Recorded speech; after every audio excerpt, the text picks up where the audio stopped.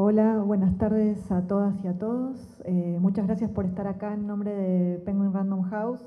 Vamos a presentar la nueva novela de Federico Andajasi, Mares de Furia. Va a estar conversando con Eduardo Lazzari, así que después vamos a abrir un ratito de preguntas antes del final y el autor va a estar firmando ejemplares en nuestro stand. Va a haber una persona a la salida de la sala con el pingüino. Pueden seguir el pingüino y llegarán a Federico y la Virome, así les firma su ejemplar. Gracias a todos por estar acá, los dejo con ellos.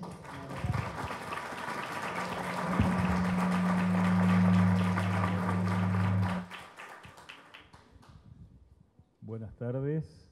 Bueno, les presento a Federico Andajasi.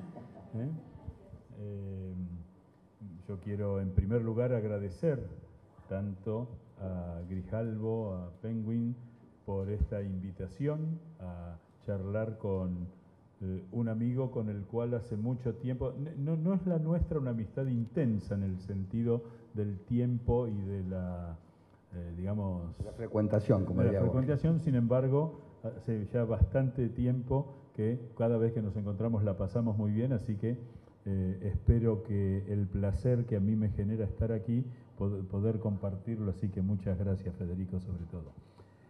Ustedes saben que en general siempre se dice que los traductores son traidores, ¿no? La vieja frase italiana traduttore, traditore. Y en realidad también los historiadores lo somos, en el sentido que siempre explicamos procesos complejos tratando de simplificarlos para una comprensión. Y, por supuesto, partimos de la idea de la honestidad intelectual, es decir, si nos equivocamos es porque nos equivocamos, no porque queremos equivocarnos. Y durante muchos años hubo una tensión épica entre el historiador y el novelista, entre el historiógrafo y el literato, porque, digamos, parecía ser que para relatar la historia no era posible la existencia de nada artístico, porque tenían que ser los hechos como si fueran unos picles en salmuera, ¿no? Algo muy, muy desprovisto de cualquier tipo de valoración. Pero cuando recibí Mares de Furia, tengo que decir que me llevé una grata sorpresa porque es un libro de historia con esa magia que tiene el literato de alterar los tiempos. Es decir, cuando yo escribo algo, empiezo el día que nace el personaje y termino el día que se muere. Soy incapaz de hacer saltos que me permitan explicar. Y es lo que esta novela hace. Así que la primera pregunta que se me ocurre hacerte es ¿por qué Bouchard? Bueno, muy buenas noches a todos. Gracias también a la gente de Penguin Random.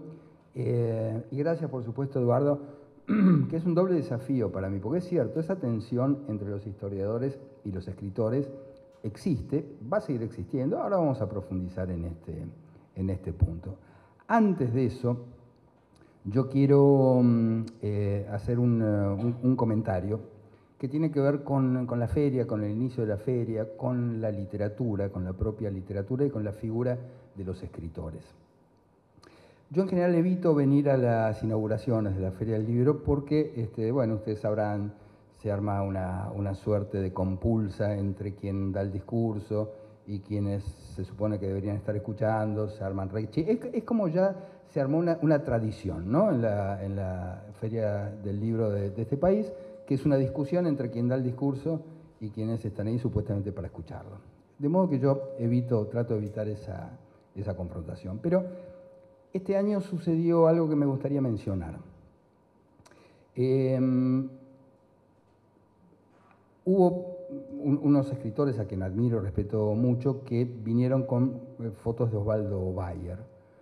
Porque, no sé si estarán al tanto, pero hace un tiempo se llevó a cabo un episodio de una brutalidad que yo no recuerdo en este país, digamos, salvo en las épocas más olvidables, ¿no?, de la historia argentina, y es que Vialidad Nacional decidió remover una escultura de Osvaldo Bayer, con la cara de Osvaldo Bayer, con una pala mecánica, ¿no? Esa imagen de ver una topadora, una pala mecánica destruyendo la figura de un escritor, de verdad que me pareció monstruosa, monstruosa. Yo además quiero resaltar que si bien no me unía ninguna relación de amistad con Osvaldo Bayer, ni siquiera ninguna afinidad política ni ideológica, él fue jurado del concurso del Premio Planeta, que yo tuve el enorme privilegio de ganar en 2006, creo que fue, con El Conquistador, y de modo que, bueno, eso se imaginarán que genera, digamos, esa relación de quien participa de un concurso con sus jurados, una relación emotiva muy grande. Así que eso, primero, recordar la figura de Osvaldo Bayer, enorme escritor, hay que decirlo, la obra de Bayer es fabulosa. Después, uno no tiene por qué estar de acuerdo políticamente con un escritor. Es más, uno puede no saber ni siquiera cómo piensa un escritor. Pasa que en el caso de Bayer era muy notable, digamos, porque él hablaba de la postura suya, que era el anarquismo, ¿no? De modo que nada, no quería dejar pasar esta oportunidad para señalar estas dos cosas, ¿no? El recuerdo de Osvaldo Bayer y esperemos que no vuelvan a repetirse episodios por el estilo, porque de verdad que sería muy grave como fue este hecho. Bueno, dicho esto, te quería agradecer especialmente por esto que decíamos al principio, ¿no? Para mí, yo, por supuesto, la primera persona en la que pensé para presentar este libro fue en tu persona. Precisamente, entre otras cosas, más allá del respeto y la admiración por tu trabajo, precisamente porque sos un historiador. Y es la primera vez, siendo que es tan frecuente, digamos, en mí la historia y digamos, apelar a la historia a la hora de escribir novelas, era todo un desafío, ¿no? Porque yo te veo como una suerte de examinador, ¿no? Es verdad que los escritores vemos a los historiadores como una especie de examinadores que dicen, bueno, a ver qué dice, ¿no?, un historiador de esta novela. Porque es cierto que la relación del novelista con la historia es muy particular y es muy diferente a la del historiador. Entonces, Vargas Llosa solía decir que los escritores somos mentirosos profesionales, ¿no? Entonces, es curioso porque cómo apelar desde este lugar del tipo de escribir ficción. Una ficción es algo que no necesariamente tiene que tener una relación con la realidad. Digamos, cómo escribir una ficción sin desvirtuar la realidad, sin alterar por lo menos demasiado la realidad, y cómo hacer que un personaje se vuelva atractivo, no solamente para un lector, sino, digamos, para un escritor. Porque si un personaje no es atractivo para un escritor, difícilmente puedas hacer una novela. Entonces, me preguntabas cómo llegué a Bullard. Los escritos, los primeros borradores de esta novela tienen más de 30 años. Son anteriores inclusive a mi primera novela, al Anatomista. Y claro, mirá, el otro día hablando con Jorge Fernández Díaz, me hacía una entrevista precisamente en la radio por la salida de novela, y me dijo algo que es un comentario que ya había escuchado por parte de otros escritores. Me dice, escribiste la novela que yo hubiera querido escribir. Claro, porque Bullard es un personaje increíble. Yo creo, y creo que no me equivoco si digo, que es el personaje más literario que tuvo la Argentina, ¿no? Es un personaje que parece salido de una novela, que parece escrito, no sé, por Emilio Salgari. Bueno, nosotros somos más o menos de la misma generación, poco más, poco menos, pero casi todos nosotros entramos a la literatura con la famosa colección de los libros de Robin Hood, ¿no? Sí, tapa amarilla. Tapa amarilla, contratapa, que aparecía ahí Robin Hood en una especie de transparencia, hermoso. Y de hecho, en la colección Robin Hood había un volumen de un autor que se llamaba Siri, no me acuerdo el nombre, un nombre italiano, Nicola Siri creo que era, pero que era un libro de historia. O sea, se ve que tenían tantas ganas de que fuera novela y que fuera ficción que lo publicaron en la colección Rebel Hood, pero es un libro de historia.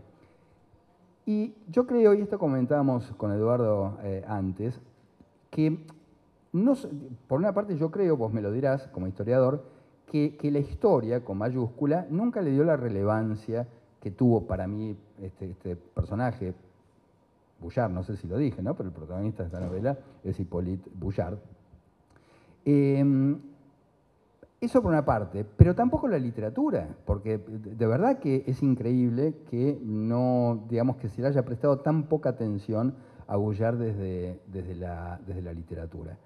Entonces, claro, yo cuando descubro este personaje, cuando descubro la dimensión narrativa, ¿no? El potencial narrativo que tenía Boullard, digo, qué maravilla, pero qué difícil, ¿no? Empecé a hacer los primeros apuntes, los primeros bosquejos, pero ¿cuál es la gran dificultad? La gran dificultad es que el tipo es tan literario y cuando vos leís su historia parece tan salido, digamos, de un libro de Emilio Salgari que decís, bueno, ¿qué puedo hacer yo de la ficción con un tipo que ya está, que ya hizo todo, digamos, por la literatura? Bueno, ese fue el primer gran desafío, pero después hay otro que tal vez sea más difícil todavía de superar, que es el que tiene que ver con el laburo de los historiadores. Vos me dirás, a ver si estoy en lo cierto o no, pero me pasó que cuando empiezo a buscar bibliografía acerca de Boullard, hace 30 años, me encuentro con que prácticamente había una sola fuente o unas pocas fuentes y todos los demás repetían una y otra vez la misma historia. Hay memorias de Boullard que él escribió de puño y letra y me parece que esas son las fuentes. Pues Mitre también, Bartolomé Mitre escribe, si no me equivoco, digamos, también uno puede decir, digamos, con alguna exageración literaria, ¿no? Tal vez, no lo sé, Bartolomé Mitre. Es muy interesante lo que planteas porque para la historia era un personaje, Boullard, políticamente e históricamente incorrecto. Es decir, cuando se empieza a escribir la historia en la Argentina, Mitre es el fundador de la historiografía sudamericana, es decir, es el primer científico que hace historia, más allá de todas las polémicas. Si uno no empieza leyendo a Mitre, no va a saber nunca historia argentina, exagerando un poco. Y Boullard abandonó a la mujer, se dedicó a traficar esclavos para tener sus cafetales en el Perú, se llevó Malcolm Brown. Piensen ustedes que a la Marina de Guerra le costó casi 150 años que la Argentina aceptara que un irlandés era el padre de la patria en el mar y además un tipo correcto. Se casó, tuvo a sus hijos, los educó en la religión, era corsario, dejó de serlo. En el caso de Boullard, digamos, hizo todo lo que no había que hacer y sin embargo es un héroe de la patria, un fundador de la patria. Eso era complejo, entonces lo llevaron rápidamente al desván y pusieron una callecita, que le recordamos más por el Luna Park que por Boullard, para que recordarlo, porque era indispensable recordarlo. Es decir, ¿cómo hacemos para meter en la historia a este personaje, no? Y entonces, sí, la literatura hizo mucho más que la historiografía. El primer tratado histórico sobre Boullard es de hace 5 años, del doctor Miguel Ángel de Marco, que escribió fantástica biografía, pero es el primero que la abordó con todos los elementos, digamos, que la hacen una obra de historia, una obra historiográfica, ¿no? Así Totalmente. Que lo que decís es absolutamente así. Totalmente. Entonces, uno percibe esto, ¿no? Que se repetía esta información una y otra vez. Entonces, decidí dejar por unos meses, en ese momento, esta novela. Me encuentro de una manera completamente fortuita con otro personaje fantástico, que es Mateo Colón, el protagonista del Anatomista, y ahí encontré una novela, porque claro, a diferencia de estos personajes como Boullard, que son, en términos históricos, muy recientes.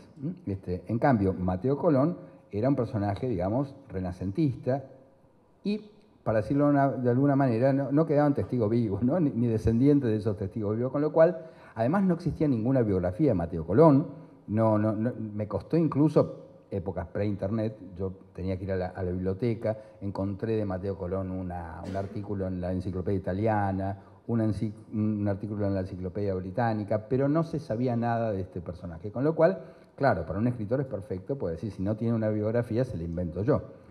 Y es muy notable porque cuando surge Internet, y al principio de Wikipedia, qué sé yo, cuando iba a ver qué se sabía de Mateo Colón, me encontraba con la historia que le inventé yo. Es decir, era pero incluso los personajes que eran completamente de la ficción, aparecían como si hubieran sido claves en la vida de Mateo Colón. Esto es notable. Entonces eso, quiero decir... Una maldad que hacemos los historiadores es siempre poner alguna mentira. Y entonces averiguamos rápidamente quién nos está copiando. Claro. ¿No? Es el famoso pescado podrido. Claro. Eso pero vos es un recurso intelectual interesante. Pero es mucho más interesante porque en muchos casos no es una mentira, es una convicción. Mirá, me pasó cuando se publica El Anatomista, había sido en España, yo viajo a presentarlo, estábamos en Madrid en una presentación, y una mujer del público dice, qué maravilla que hayas recordado ese personaje que fue Inés de Torremolinos, con esas poesías que escribió y qué sé yo. Y yo no encontraba la manera de decirle que Inés de Torremolinos no existía, que era un personaje mío, y que esas poesías, digamos, que yo había escrito, las había escrito yo, que no eran de ella. Entonces, con mucha incomodidad le señalo este hecho. Me dice, no puede ser. Yo lo tengo en la biblioteca, lo tengo al lado, en aquel donde está abajo de la obra de Cervantes, y está cerca de la obra de Santa Juana. Sí. Entonces es muy difícil remover esa convicción en los lectores porque, a ver, es interesante esto también, porque tiene que ver con la esencia de la literatura y con la esencia de la narrativa. Los escritores estamos un poco locos, es decir, y enloquecemos también un poco a los lectores, porque los sumergimos en ese mundo donde nunca se sabe muy bien qué es verdad, qué es mentira, qué es onírico, qué no lo es. Eso es el Quijote. El Quijote es ese tipo. Miren qué interesante. Yo voy a meter paréntesis porque la verdad que me encanta hablar de literatura y de cómo funciona la cabeza de los escritores. Gutenberg, por supuesto, fue el tipo que dio origen indirectamente a la existencia de la novelística, ¿no? Los libros antes de Gutenberg eran sagrados, ¿no? Los hacían los monjes copistas a manos y solamente se escribían los libros sagrados, la Biblia y la vida de santos, etcétera, etcétera. No existía otra cosa, digamos, eso era. Después estaba la tradición oral y qué sé yo, pero digamos, las bibliotecas estaban compuestas por libros sagrados. Se dice que Gutenberg inventó la imprenta, y en realidad no inventó la imprenta, él inventó una máquina para falsificar manuscritos. Era un estafador. Gutenberg con sus dos socios, Fust y Schoeffer, inventaron una máquina para falsificar manuscritos. Claro, entonces con esa prensa, con esa máquina que inventaron, en muy poco tiempo podían hacer una cantidad enorme de manuscritos. O sea, los primeros libros fueron piratas, no los digitales, los libros analógicos, los primeros fueron digitales. Y estaban vendiéndole a un coleccionista en París, los tres, Gutenberg, Fust y Schoeffer, y el tipo se dio cuenta. Se dio cuenta que era una estafa porque habían hecho, digamos, varios tipos móviles y varios tipos de letras A para que no parezcan todas iguales, varios tipos de letras B, digamos, bueno. Pero el tipo se dio cuenta que con cierta regularidad aparecía la misma letra idéntica a la otra. Entonces se dio cuenta que eso era un robo, una estafa. Los denunció y terminaron presos, los tres. Bueno, Salier, yo esto lo escribí en una novela que es... ¿te acordás cómo era? Algo de los libros prohibidos. Yo después me olvido de las cosas que escribo. Bueno, el libro de los placeres prohibidos, así se llamó. Bueno, entonces, claro, cuando la Iglesia descubre a estos tres estafadores, dice, estamos en un problema, porque si esto, digamos, se masifica, si esto se conoce, se van a publicar todo el Index Librorum Prohibitorum, que eran todos los libros que estaban prohibidos, digamos, eran mucho más los libros prohibidos que los permitidos. Entonces, otro monje dice, bueno, pero también es cierto que nos permitiría masificar mucho más los libros sagrados. Entonces estaban en esa disyuntiva, bueno, y claro, a partir de la invención de Gutenberg no solamente se publicó el Index Librorum Prohibitorum, libros clandestinos, sino que la gente dijo, yo me voy a poner a escribir yo, si esto se puede publicar. Entonces ahí nace, digamos, de alguna forma esta idea de que cualquier mortal puede escribir. La literatura es en ese sentido completamente irreverente digamos, de suyo, ¿no? Entonces, no me acuerdo ni cómo llegamos acá, pero es interesante. Ahí me gustaría...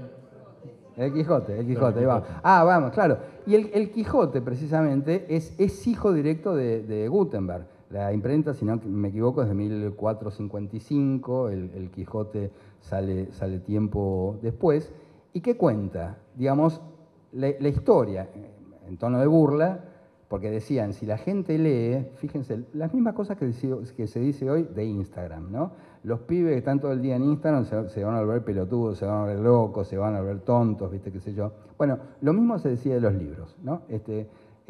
La gente de tanto leer novelas de caballería se va a volver loca. Es la historia del Quijote, es el tipo que de tanto leer novelas de caballería se vuelve loco y empieza a confundir a los molinos con gigantes, bueno, la historia que todos conocemos.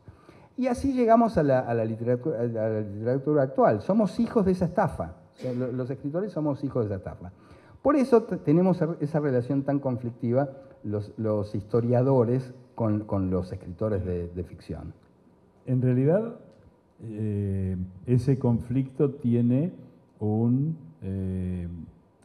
para mí, un defecto, por llamarlo así, no es la palabra exacta, pero tiene que ver con una falta de libertad. Porque ¿por qué alguien puede o tiene que escribir algo sujeto a la realidad que es mi trabajo? ¿No? Es decir, ahí, además sabemos que tanto la historia como la literatura es un vehículo potentísimo frente a la sociedad. Es decir, uno puede marcar la sociedad estableciendo que... permitime contar una cosa que me ha pasado. Un día me convocan de la Defensoría General de la Nación para tener que ir a declarar. Yo dije, digamos, me suelo dedicar a delitos informáticos, pero no a otra cosa. Dije que entonces me citan para preguntarme cuál era mi opinión profesional respecto de hacer un ADN al cadáver del libertador San Martín, pero todo con una solemnidad, para demostrar si era o no hijo de Gregoria Matorras.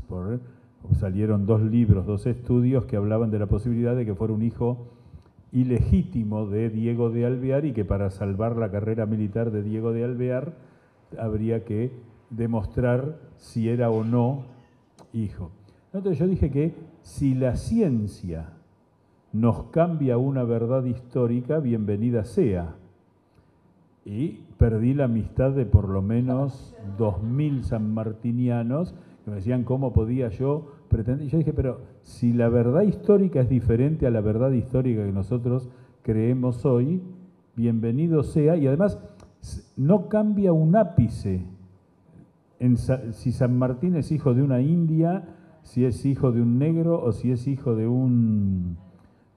una familia noble española, porque lo que recordamos de San Martín es lo que hizo, no el lugar que nació. Bueno, ese tema sigue discutido, ya está judicializado y todo, porque ¿cómo vamos a permitir la profanación del cadáver de San Martín? Nadie pensó en una profanación, ¿no? Ya ahora, y esta obra de Federico a mí me gustó mucho por un dato que es importante y que hace a algo que coincidíamos en que no estamos en el mejor momento, que es el aporte a la cultura argentina. ¿Y por qué? Porque llevar, por ejemplo, al cine o a la televisión un libro de historia es muy complicado. Es muy complicado. Muy caro.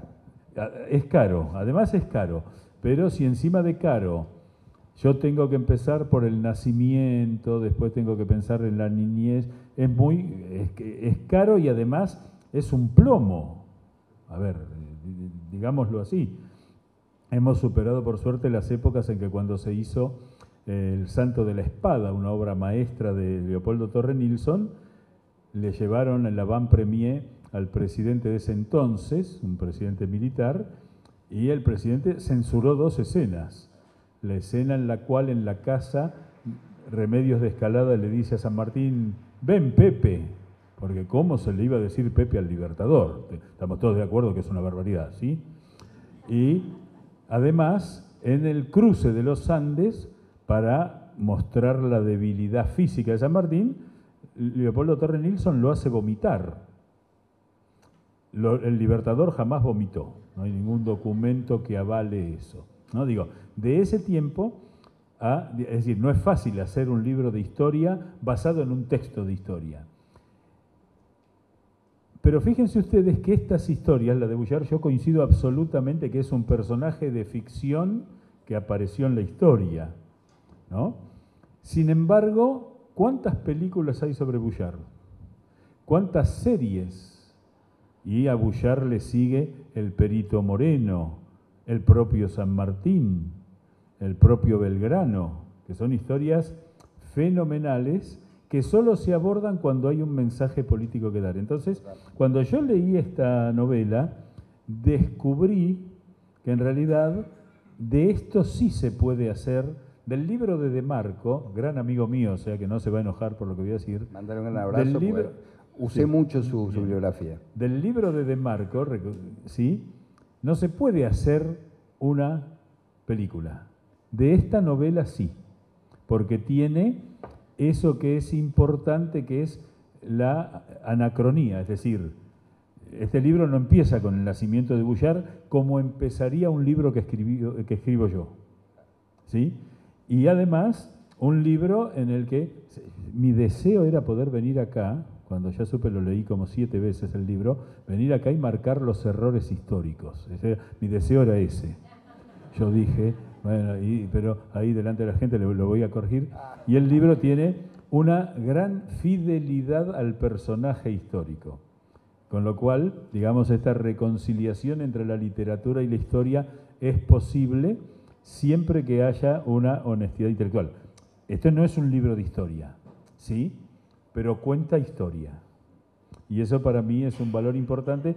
Y me gustaría preguntarte, ¿por qué vos crees que a la cultura argentina le cuesta tanto abordar la historia? Bueno, una pregunta sencilla que puedo contestar. Lo que pasa es que la historia es un lugar en disputa. A la historia, digamos, no se le deja en paz. A la historia van y la zamarrean, la borran, la pisotean, la rompen, la reescriben, hacen lo que quieren con la historia. Ese es un tema, me imagino que no es solamente propio de la Argentina, pero acá la verdad es que nos hemos ensañado con la historia. Nos hemos ensañado, porque ustedes fíjense que cada vez que asume un nuevo gobierno, no es que establece una nueva política, establece una nueva historia. Todo el tiempo, digamos, asume un gobierno y la historia cambia, y la historia es otra. O sea, sería tanto más fantástico, ¿no?, que la historia se escribiera para adelante y no para atrás. Pero es eso, es tan sencillo como eso, digamos, la historia es un lugar en disputa. Pero además, claro, lo que te decía antes, como no quedan testigos vivos, cualquiera se cree con derecho a hacer lo que quiera.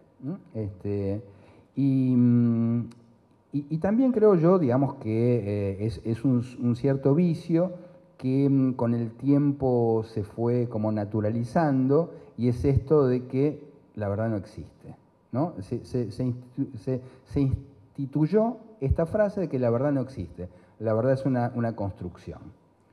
Bueno, yo digo que esa frase, digamos, entiendo, digo, a dónde apunta, y uno que hizo la carrera de psicología y que se formó en el psicoanálisis, entendés a dónde va esto. Pero también es cierto que la verdad existe. La verdad existe, la historia existe. Quiero decir, no es lo mismo un hecho que otro. No es lo mismo. No podemos reescribir la historia a nuestro antojo y traer a los personajes, porque además son esos anacronismos, digamos, que lastiman a la historia, ¿no es cierto? Es decir, primero, juzgar a personajes que vivieron hace muchos años con la mirada del presente. Digo, Hace poco tiempo vino un historiador británico. Los británicos son los mejores historiadores. Sí, absolutamente. Porque ellos son prácticos. Entonces después, las discusiones vienen después, pero van a los hechos, han marcado la historia. Eso ha influido mucho en que el mundo desprecie la historia española, porque los británicos tienen claro que su verdadero adversario histórico ha sido España y le han dado prolijamente, ¿no? Y estábamos tomando un café y él me dice, venir a la Argentina es fascinante porque uno empieza a hablar con historiadores según su escuela y todos andan buscando por la calle a Lavalle para avisarle que si lo fusila Dorrego va a ser un lío bárbaro, ¿no? Y es así, es decir, no podemos. Dorrego fue fusilado por Lavalle, eso ya está, pero discutimos aún el hecho, ¿no? Y lo que tiene de extraordinario esta novela es que no cae en el pecado, eso sí lo puedo decir desde el punto de vista de la historiografía, en el pecado del juicio de valor fuera de tiempo. Si nosotros usáramos, ahora surgió una idea que, vieron que durante muchos años nuestra historia fue una historia de héroes bronceados, héroes del bronce, ¿no? Después decidimos que todos los héroes tenían que estar sumergidos en el barro, ni una ni otra. Y ahora surgió me divertí mucho hoy, a mí me encanta venir a la feria, y salió una serie que se llama Superpatriotas. O sea, los patriotas que hicieron el país ahora son superhéroes, con lo cual vuelven a ser gente diferente de nosotros. Y en realidad lo que ha hecho Bouchard tiene una trascendencia fundamental para la historia porque fue un tipo común, un tipo de avería, pero que hizo lo correcto en algún momento de su vida. Y eso lo plasma Federico de una manera magistral porque uno se sumerge en los principios del siglo XIX. Voy a aludir a un título de un historiador muy reconocido públicamente, pero que cuando habla de Mariano Moreno, habla del primer desaparecido de la historia argentina. Moreno no es un desaparecido porque no existían los desaparecidos. El desaparecido es una creación dramática, trágica, brutal de la Argentina moderna. A Moreno lo tiraron al agua haciendo un acta de función. Se sabe si murió, no sabemos porque no hay documentación, si lo envenenaron a propósito porque era un bruto el capitán, ¿sí? Pero no es un desaparecido de la historia porque lo tiraron al agua. Esto que un historiador no debe hacer nunca, pero lo hacemos, en esta novela no aparece, todo lo contrario, porque uno se sumerge en la revolución y avanza en esos mares de furia, ¿no? Que son... hay un par de creaciones tuyas ahí que son geniales porque era un personaje que la historia, ustedes saben que Bouchard, después de muchísimos años, fue repatriado y está hoy en el Panteón Naval de la Chacarita, en una urna, en un nicho que solo dice Hipólito Bouchard. No tiene la fecha de nacimiento, no tiene la fecha de la muerte, nada, porque no se sabe qué hacer con Bouchard. Total. Entonces, en este sentido, Federico supo qué hacer con Bouchard, además porque lo abordó desde ese personaje de ficción, con todos sus conflictos, con todas sus contrariedades y con todas sus virtudes, ¿no? Es decir, a Bouchard le debe Centroamérica tener bandera. Bueno, eso yo en la novela no lo menciono y te explico por qué. Efectivamente, si ustedes... vamos a empezar más o menos por donde arranca el libro. Efectivamente, como decía Eduardo, el libro no arranca por el principio. Arranca por dos capítulos que son los dos capítulos, el primero y el segundo. El primero es la muerte de Bouchard, que es realmente shakespeariana. Ahora van a ver por qué. Realmente, digamos, parece escrita por la mano de un dramaturgo. E inmediatamente después el recuerdo de Bullard de su paso por California. Pues yo les digo a ustedes que California perteneció a la Argentina, que en California ondeó la bandera argentina, pero no sobre la ciudad, sobre los restos, porque Bullard se ocupó de destruir California, de bombardearla y de prenderle fuego y no dejar piedra sobre piedra. Que no por malo, sino porque era el ataque al imperio. Claro.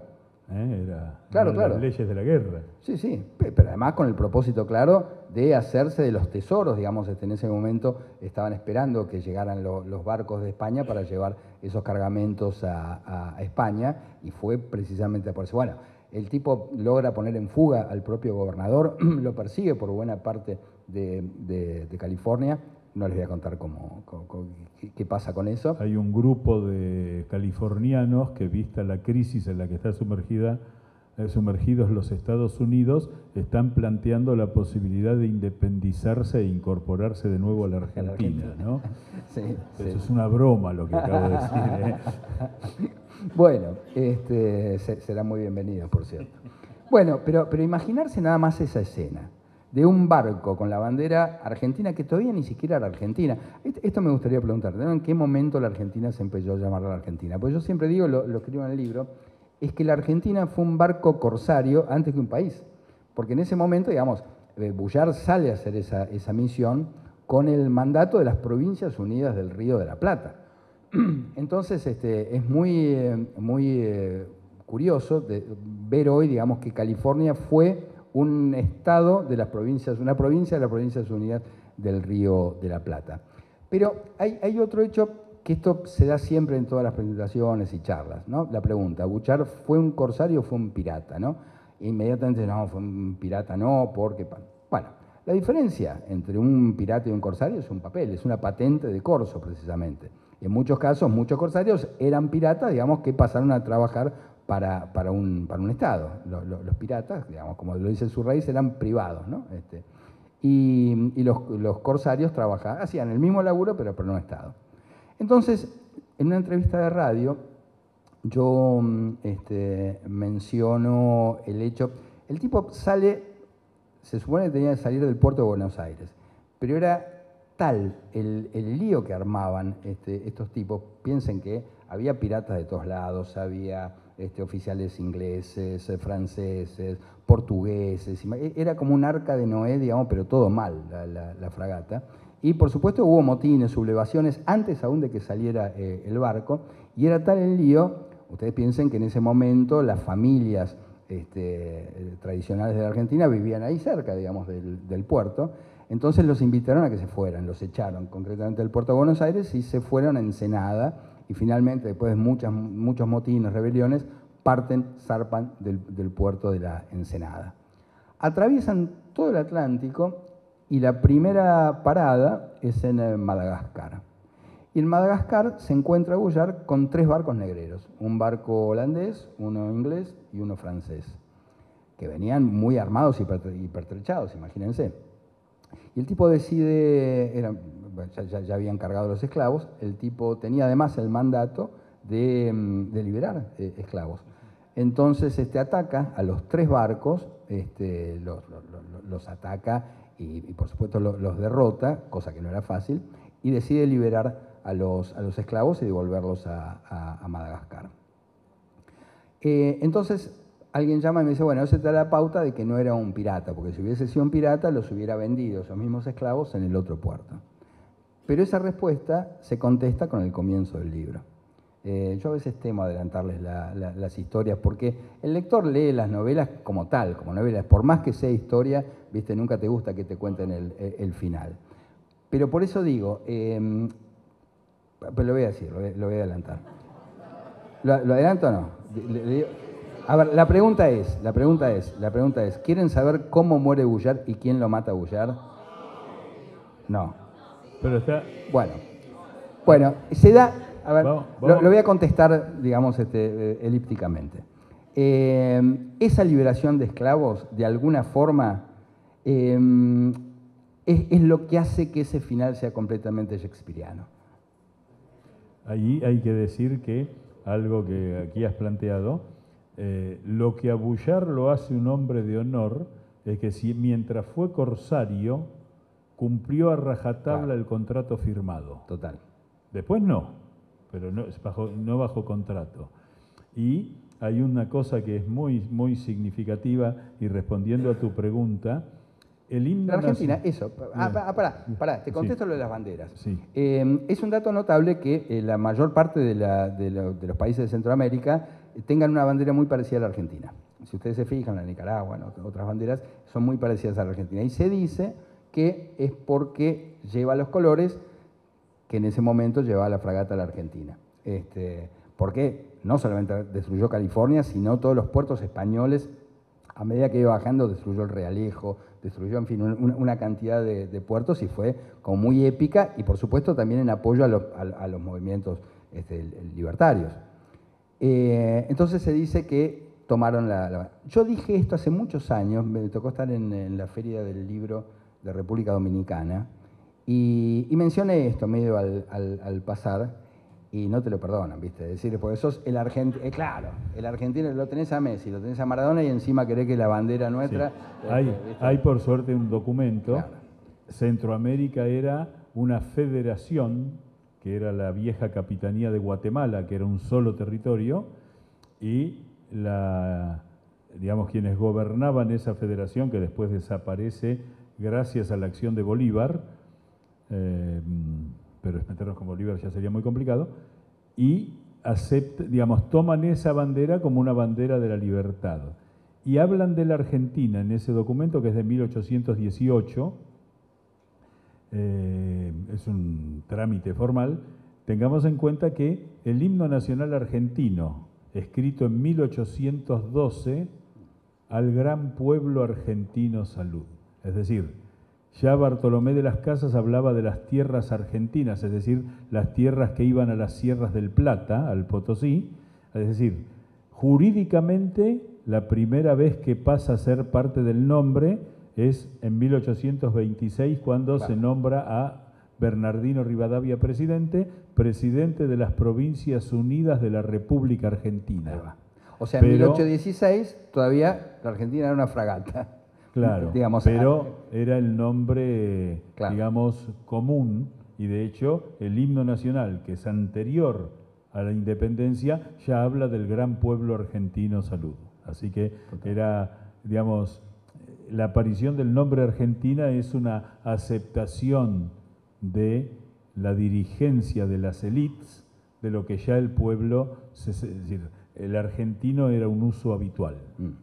Bueno, y después, cada punto de la travesía de Gullar realmente parece salir de una novela. Y muchas veces uno no sabe hasta qué punto, digamos, esas historias que a uno le hacen recordar a las historias de Emilio Salgari, concretamente, si Salgari no habrá tomado muchas cosas de la historia de Gullar, porque ustedes seguramente recuerdan los tigres de Sandokan y los tigres de la Malasia. Bueno, uno de los datos más salientes de la epopeya de Gullar es el enfrentamiento con los piratas malayos. Eso es, aparte, si vos venías navegando por esa zona, eso fue en el estrecho de Makassar, y te cruzabas con los piratas malayos, era lo peor que te podía pasar. Eran feroces, eran tremendos. De ahí Salgari toma el nombre, digamos, como el epítome, digamos, del pirata, era el pirata malayo. Y efectivamente, cuando venía atravesando el estrecho de Makassar, se encuentra con una flota de barcos malayos. Bueno. Te propongo, Federico, hacer preguntas, las preguntas que ustedes quieran. El final dale, no se los vamos a contar. Entonces, las preguntas que ustedes quieran, levanten la mano y aquí la amiga les alcanzará el micrófono. Aquí el caballero. Ah, sí, ya lo leíste y te gustó. Bueno. No anda habrá que prenderlo.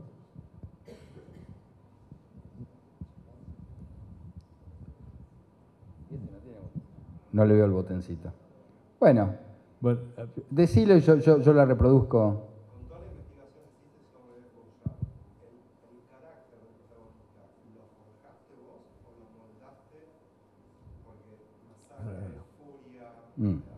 Claro. Momentos melancólicos, momentos medio suplicados, o sea, ¿cómo Bien. trazas esa línea de estados de ánimo y del carácter del protagonista? Bueno, acá no sé si escucharon la pregunta, pero es cómo trabajé el carácter del protagonista, ¿no? Que, digamos, tiene varios climas en el libro. Bueno, cómo construí esa.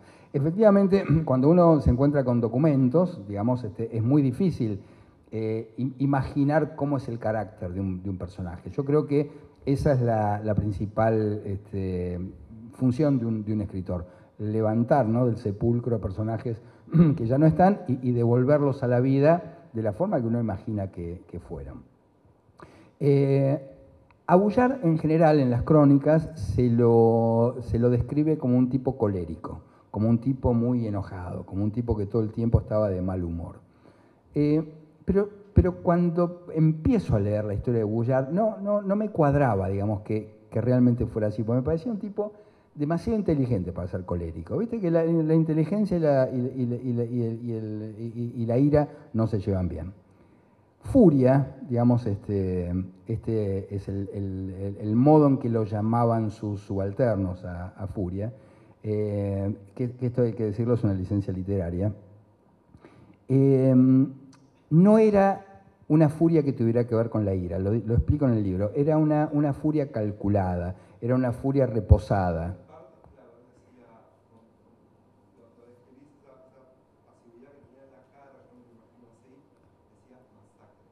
Masacre, exactamente. Antes de emprender una acción, el tipo pronunciaba la palabra masacre. Y cuando digo masacre, era literalmente una masacre. Yo les contaba este encuentro con los piratas malayos. El tipo los derrota, efectivamente, y no se conforma con... Porque además, viste, en esas batallas los tipos habían perdido hombres, era muy frecuente que estas peripecias, viste, se perdieran muchas vidas, por el escorbuto, ¿viste? Enfermedad muy habitual, por la falta de verduras, por la falta de frutas, y se morían como moscas. Entonces muchas veces aquellas tripulaciones que eran derrotadas pasaban a formar parte del barco, digamos, que te venció. Muy curioso eso, ¿no? Pasar a formar parte del otro barco. Y esto pasó con muchos piratas malayos que pasaron a formar parte de la tripulación de la Argentina. ¿Qué pasó con el resto? Bueno, interviene Furia. Los ata a los sobrevivientes al palo mayor de cada una de las naves y los hunde a cañonazo con los tipos vivos, o sea, los ahoga vivos. Este era Boullard también, y no le temblaba el pulso a la hora de fusilar, digamos, a algún sublevado, el tipo no tenía ningún empacho. Eso era Boullard y eso es lo que intentaba, digamos, pensar en. Pero era un tipo, contrariamente a cómo se lo describe, como un iracundo, era un tipo, digamos, de una furia calculada, ¿no?, que sabía administrar eso y convertirla en algo superior a la ira. Ahí tenemos que decir que el relato histórico argentino tuvo un carácter de adoctrinamiento a partir de Mitre que quitó los aspectos más violentos, claro, de la historia. Nadie habla de los fusilamientos de Belgrano. Belgrano era brutal ante la rebelión y ante el enemigo. San Martín ordena degollar a los españoles después de Maipú. Sí, sí. Y eso no aparece en la historia. Sí, sí. Y este episodio que me vino la reminiscencia cuando lo leí en el libro, el episodio de colgar en el mástil al enemigo es lo que le pasa a Carlos de Alvear, claro, que al no ponerse este hecho, Carlos de Alvear queda como un pavo para la historia, y no. A su madre y a todos sus hermanos los cuelgan del palo mayor de la nave en la que iban y los queman vivos. Y Alvear estaba con su padre en el barco enfrente. Es decir, vio morir a su madre y a todos sus hermanos. Yo, cuando leyendo la vida de Alvear entendí eso, le perdoné todo a Alvear. Porque te condiciona psicológicamente. Entonces, ahí la historia argentina tiene que empezar a abrir un poco, es decir, el relato histórico argentino fue contar ordenadamente un periodo caótico de 25 años. Y si llegamos, casi el caos llega hasta la Constitución, hoy día la Constitución, pero ustedes en la escuela aprendieron que estaba la primera junta, después vino la junta grande porque teníamos que poner a los diputados de la provincia, pero eran demasiados, hicimos el primer triunvirato, el segundo triunvirato, del tercer triunvirato no se habla, vinieron los directores supremos, después vinieron, hubo una batalla y se acabó el gobierno. Entonces está todo perfectamente contado, no entendemos nada de lo que pasó. ¿No? Bueno, si alguien quiere hacer otra preguntita, sí. Hola, se escucha. Buenas tardes. Yo lo que te quería preguntar es esto. Tus libros, la mayoría radican en la historia, en distintas épocas de la historia.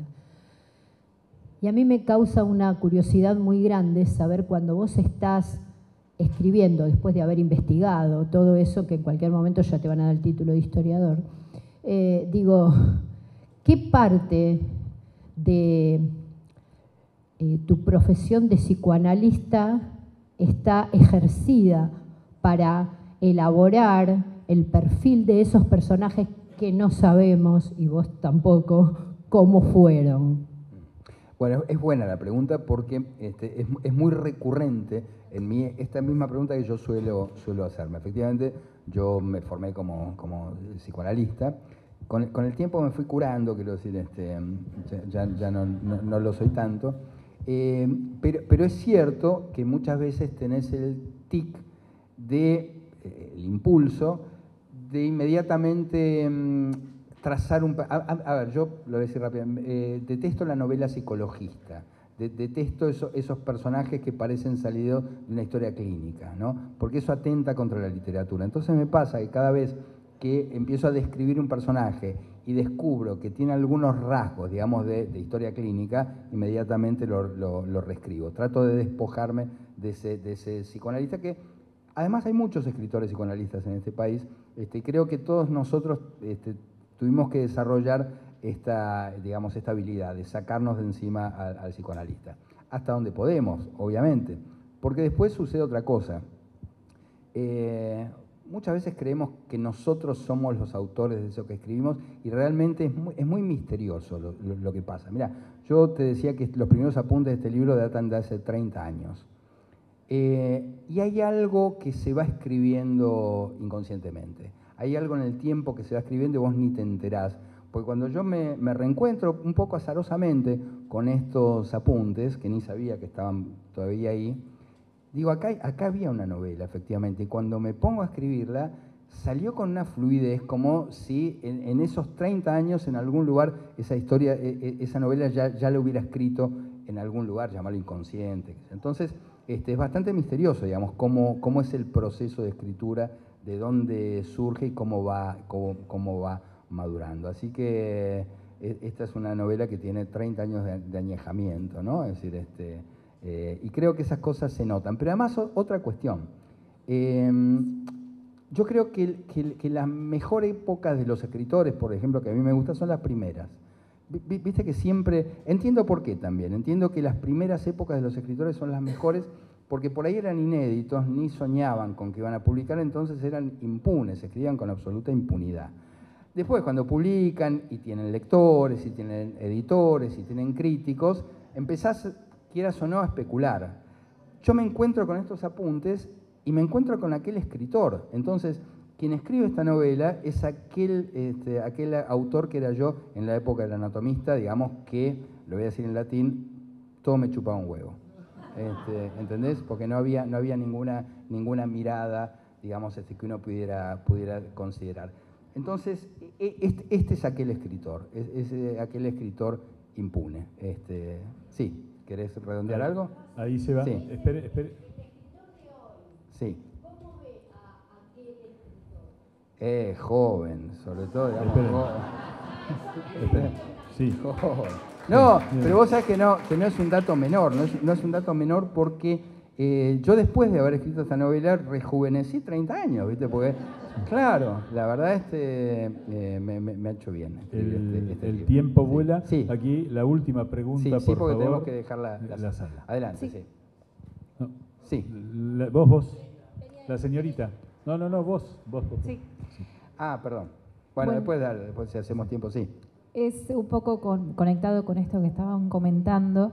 Mi pregunta tiene que ver con si esto se empezó a gestar hace 30 años, ¿qué estaba pasando en tu vida? Que te encontraste no sé si te encontraste con este personaje de la historia de manera azarosa, lo buscaste, y qué es lo que después te llevó a decir 30 años después, este es el momento para lanzarlo al mundo. Yo en esa época era un escritor completamente, como te decía, impune, pero además una persona muy desordenada. No me acuerdo en qué estaba, la verdad es pero no me acordaba al día siguiente, digamos, de un día mío al día siguiente, no me acordaba de lo que había hecho el día anterior. Era un escritor sumamente caótico, me encontraba con personajes, tomaba nota, después me olvidaba. Me causó gracia, ¿no? Digo, para empalmar un poco, los primeros apuntes de Las Piadosas son anteriores también al Anatomista, son de esta época, ¿no? Y el otro día tuve el honor de comer en la mesa de Mirta Legrand y me acusó de haberme inspirado en ella y en sus hermanas para escribir. Las Piadosas son tres hermanas, bueno, quienes no leyeron, digamos, que nadie se puede sentir orgulloso de verse reflejado en esas hermanas. Bueno, nos queda un segundito para bueno, la última dale, pregunta. Dos preguntas, pero son Dale. cortas. Sí. El nombre del barco La Argentina, ¿no? ¿Se llamaba así? Sí. ¿Se sabe de dónde viene el nombre, de dónde proviene?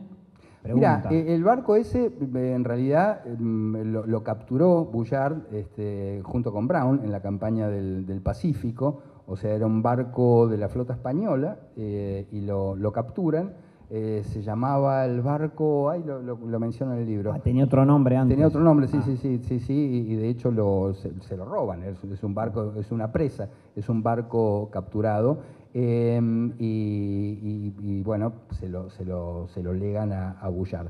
No me acuerdo cómo se llamaba el barco, pero es interesante ver que ese barco era un barco, digamos, robado a los españoles. Perdón, maestro, y hablaste en una entrevista que con Bullard estaba Tomás Espora, ¿no? Personaje El fantástico. pilotín. Sería el segundo de él. El pilotín, el que manejaba el barco. Claro, era el pilotín, digamos, tenía un cargo bastante menor, pero lo notable es que el tipo se embarca por primera vez con el almirante Brown a los 14 años.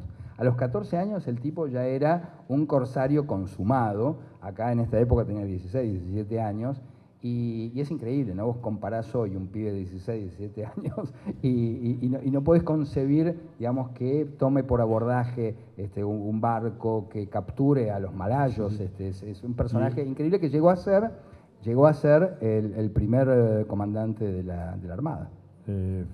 Argentino. Él y Rosales, los únicos argentinos de los marinos hasta 1850. Total. Bueno. Tenemos que irnos. Y Rosales. Si quieren, llegamos al final. Muchas gracias. Muchas gracias por todo. Ahora voy a estar en el stand, así que si quieren firmar libros, nos vemos ahí.